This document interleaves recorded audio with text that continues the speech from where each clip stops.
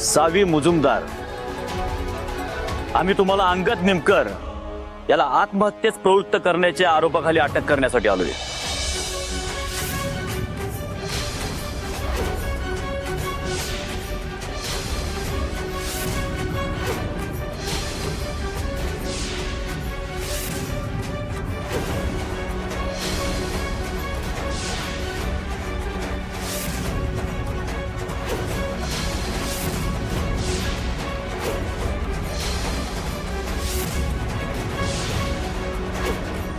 काय ऐकू आलं नाही काय? अंगद निमकर या व्यक्तीवर अतिप्रसंग केलाय तुम्ही।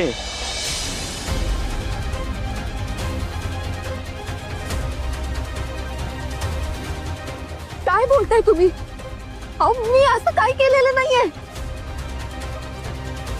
खोटं बोलतोय तो, खोटे आरोप केलेत माझ्यावर। उलट मी तर त्याची मदत करत होते, मी खरंच असं काय नाही केलं। खरं काय खोटं काय ते सगळं माहिती आहे आम्हाला,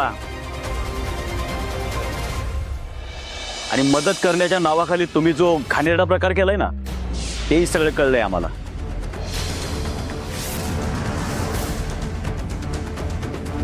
त्यामुळे काही न बोलता बऱ्या बोलानं आमच्या सोबत चला। नाही सर, मी खरं सांगते हो, विश्वास ठेवा माझ्यावर, मी खरंच असं काय नाही केलं। बर चला, एका पॉइंटला आपण हे धरून चालू आहे की अंगद निमकर तुमच्या बाबत खोटे आरोप करतोय। तुम्ही स्वतः विचार करा मॅडम, असा कोणता पुरुष स्वतःची बदनामी करून घेईल उगाच?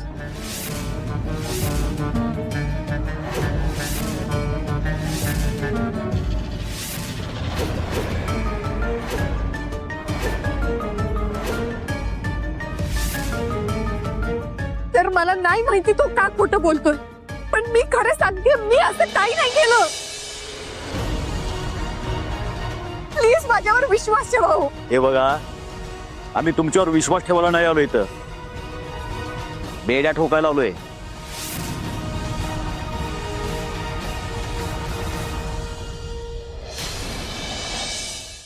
मॅडम, बेड्या ठोकाय ना। अहो, सर मी खरं सांगते, माझ्यावर विश्वास ठेवा, मी खरं बोलते। दादा, मागच्या वेळेस तिला जेलमध्ये पाठवलेलं खरं,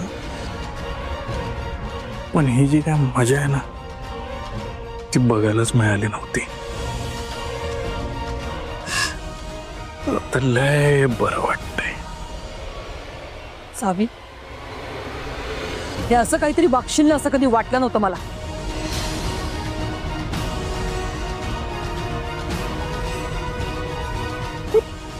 एवढी पायरी ओलांडशील असं तर विचार सुद्धा चिवला नव्हता मला। काय ग, मुजुमदारांची सून म्हणून मिरवत होतीस ना तू?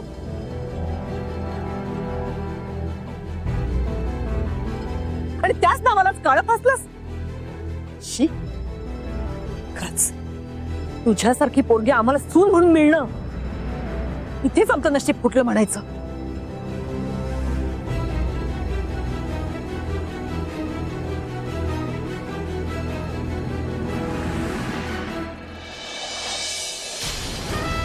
नाही मॅडम, अहो मी बस, काही ऐकायचं नाहीये मला।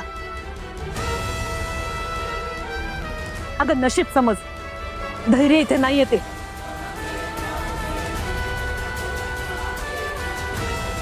त्याने जर का त्याच्या बायकोचे प्रताप बघितले असते ना तर काय झालं असतं त्याचं? किती नीच आहेस ग तू, अजून किती छळणारच माझ्या मुलाला? एक तर अवदसा बनून या घरात आलीस आणि घराला कलंक लावलायस।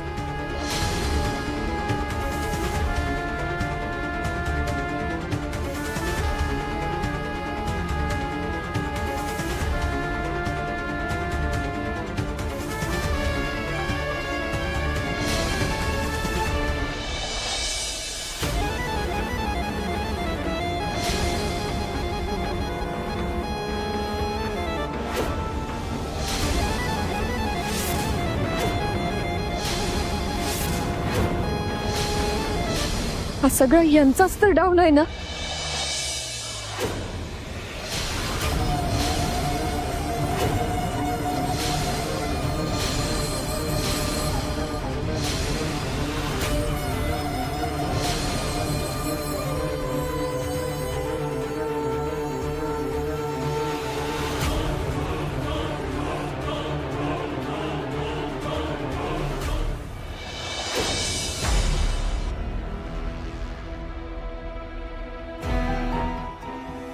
सावी, कोल्हापूरकरांच्या सपोर्टने आमच्या जीवावर उठली होतीस ना ग? आता तेच तुला कसं चपलेने झोडपतात ना, हे बघ. तुझा सगळा माज आणि गुरमी त्याच वेळी उतरेल. सावकाश.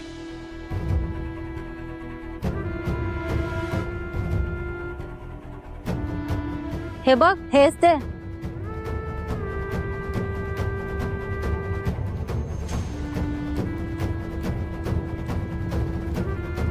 हळूहळू.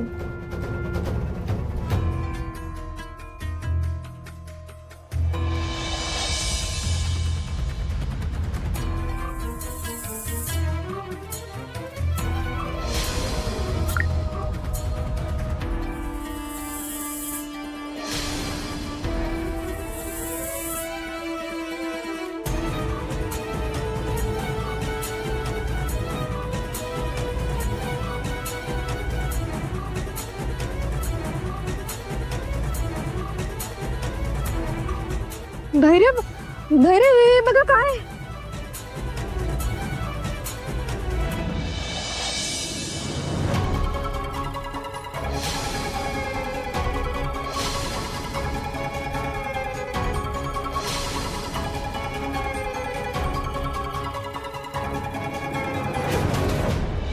प्लीज माझं ऐकून घ्या साहेब. मी खरं सांगते, मी खरंच काही नाही केलं. तुम्ही एकदा त्या अंगातला इथं बोलवा, मला बोलायचंय त्याच्याशी. हे सगळं त्यांनी का केलं तर मला विचारायचंय त्याला. प्लीज तर माझं ऐकावं, मी खरंच सांगतेय.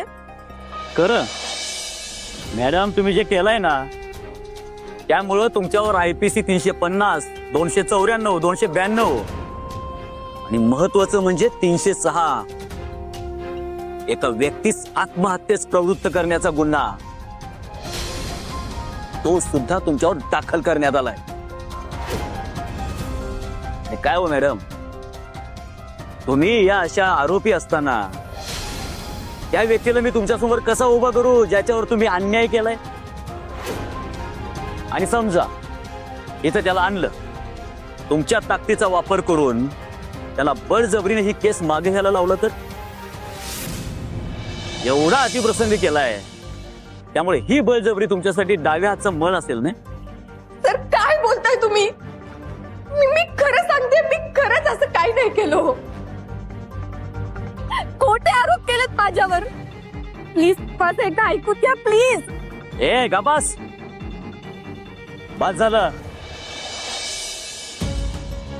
खबरदार जर तोंड उघडशील तर आम्हाला ऑर्डर सोडतेस.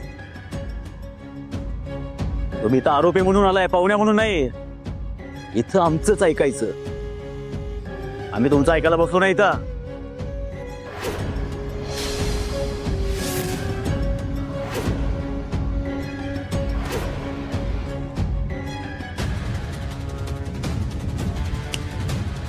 फालतूपणा आहे हा. हे सगळं खोटं आहे. मी चांगलं ओळखतो सावीला. सावी असं वागूच शकत नाही. ती निर्दोष आहे हे मी सिद्ध करणारच.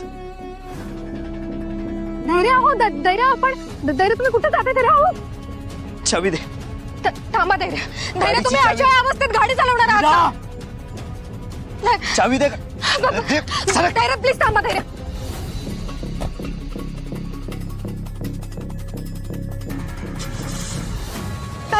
धैर्य थांबा धैर्य. धैर्य थांबा ना धैर्य. धैर्य.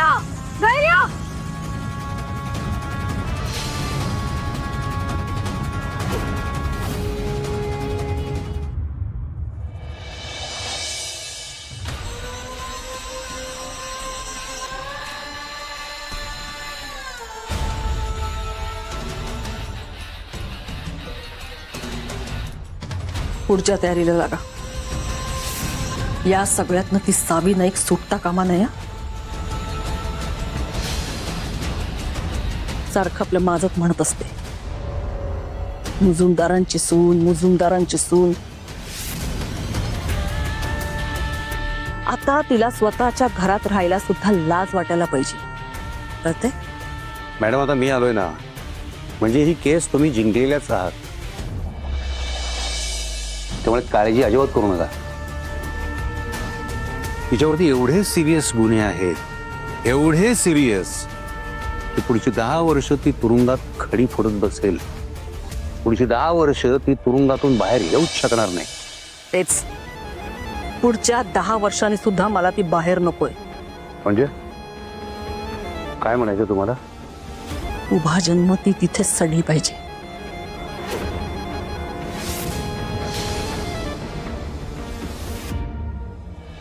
आणि त्याचेच पैसे चारते मी तुम्हाला.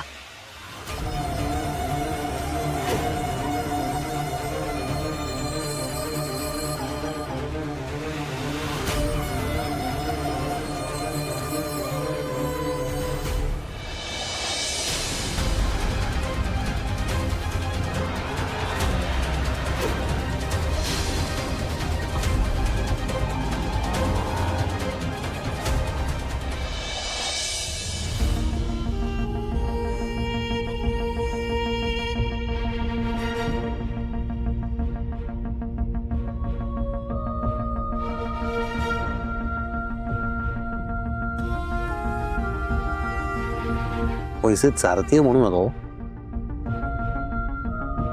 पैसे देते म्हणा. पैसे देते.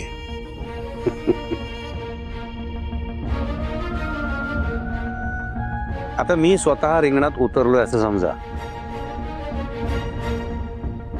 त्यामुळे बाकी सगळी काळजी आता सोडून द्या. चला येतो मी.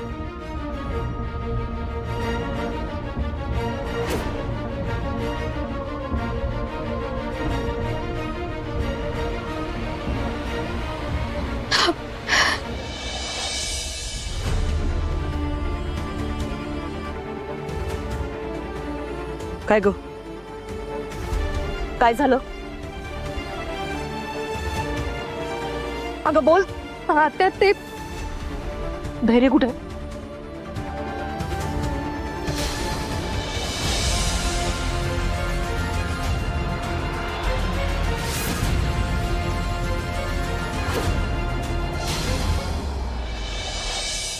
तुमच्यासारख्या श्रीमंत बायकांना काय वाटते माहितीये?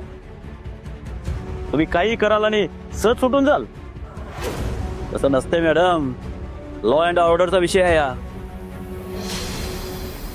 आणि आता बाकी पब्लिक सुद्धा त्या अंगडच्याच बाजून आहे. तो व्हिडिओ बघितला का?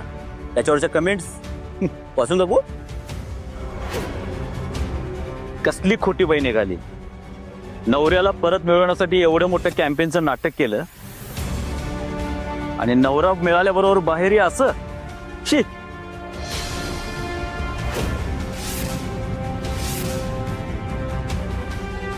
आणि ही पुढची कमेंट. या सावीनं कॅम्पेन केलं तेव्हाच मला कळालेलं की बाई चालू आहे म्हणून. नाहीतर नवरा बायकोतला वाद असं गावभर कोण करतं? आणि ही पुढची कमेंट. आणि एवढा चांगला नवरा असताना सुद्धा किती घाण वागले बाई. खरंच तिची धैर्य सोबत बायको म्हणून राहायची लायकी सुद्धा नाहीये. या या मित्रमंडळी घेऊन जायला आलात? नाही म्हणजे पोलीस स्टेशन नाहीये. अशी तशी सुटत नसते तुमची फ्रेंड. असं कसं काही सुटणार नाही. एकतर काही केलेलं असताना तिला आत डांबून ठेवलाय तुम्ही. निर्दोष आहे ती, सोडा तिला. निर्दोष. ओरटात यायचं आणि काय ते बोलायचं इथं नाही. हा ते करणारच आहे मी, पण कायद्यानं तुम्ही तिला टॉर्चर करू शकत नाही, एवढं लक्षात ठेवा. आवाज खाली. मला काय शिकवणार रे तू?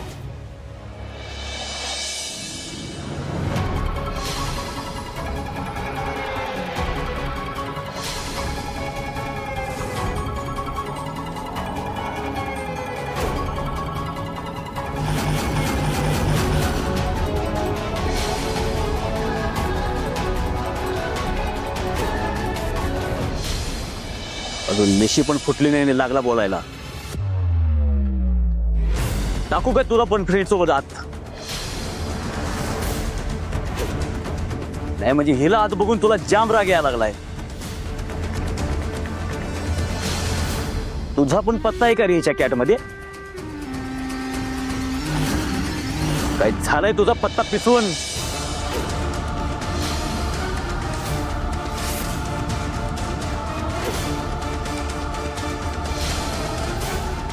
इन्स्पेक्टर,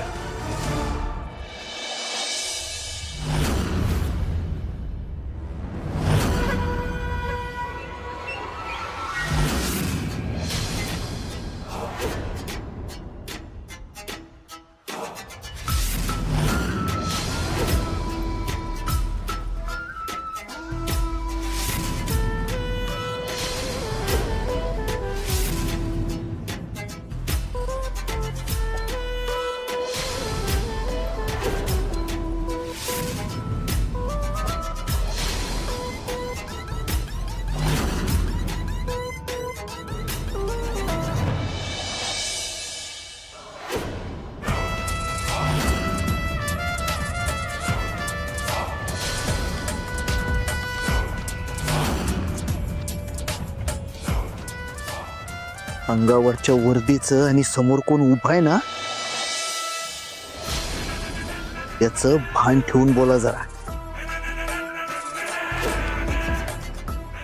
नाहीतर भानावर येईपर्यंत अंगावरची वर्दी उतरलेली असेल.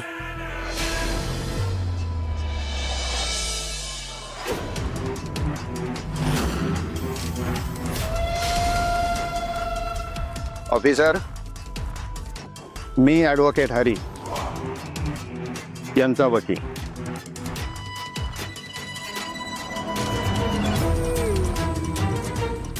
सावी धैर्य मुजुमदार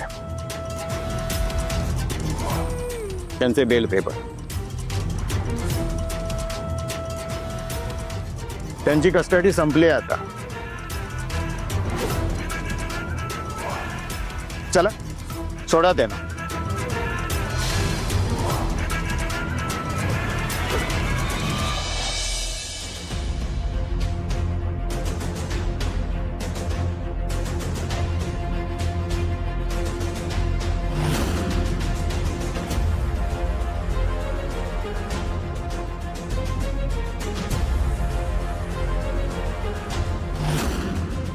अहो किती वेळ तपासता इन्स्पेक्टर?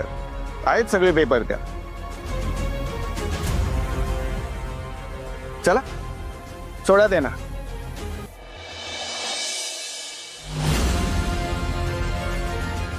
कोले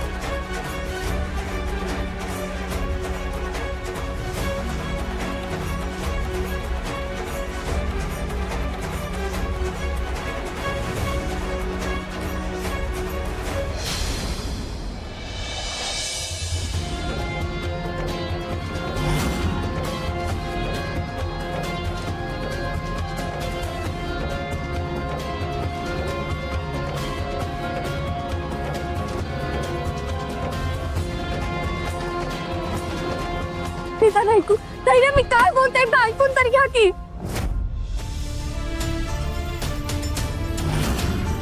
मी खरं सांगते धैर्य, मी खरंच असं काही नाही केलं. तुमची शपथ.